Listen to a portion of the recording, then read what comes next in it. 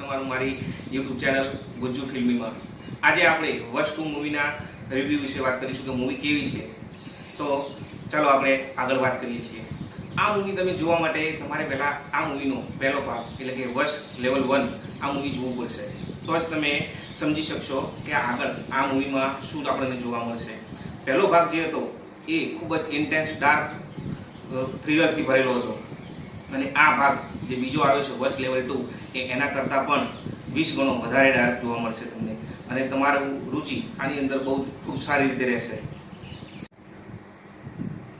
પહેલા પાર્ટમાં આપણે જોયું હતું કે ફક્ત એક ફેમિલી ઉપર જ વશીકરણ કરવામાં આવી રહ્યું છે અને એ પણ પ્રતાપ દ્વારા, જ્યારે આ બીજા પાર્ટની અંદર એક આખી સ્કૂલ અને એ આખી સ્કૂલમાં રહેલી 150 છોકરીઓ ને 150 છોકરીઓને વશીકરણ કરવામાં આવ્યું છે અને એ છોકરીઓ જે આતંક મચાવે છે એ ઇન્ટરવલ સુધી તે જોઈને તમે એકદમ ચોંકી જશો। હું તમને આ મૂવી વિશે વધારે નહીં કહું, તમે થિયેટરમાં જાઓ અને આ મૂવીને જુઓ, એન્જોય કરો, તો જ તમને ખબર પડશે કે કેટલી ઇન્ટેન્સ મૂવી છે આ। તમને આ મૂવીનું બેકગ્રાઉન્ડ સ્કોર, આ મૂવીમાં એ રહેલા એક્ટરોએ કરેલી એક્ટિંગ તમને જોઈને ચોંકી જશો। માટે તમે ત્યાં તમારી સીટ ઉપર ગ્રીપ કરીને તમને રાખશે અને તમને બહુ જ મજા આવશે। મૂવી જુઓ અને મૂવીને લાઈક કરો।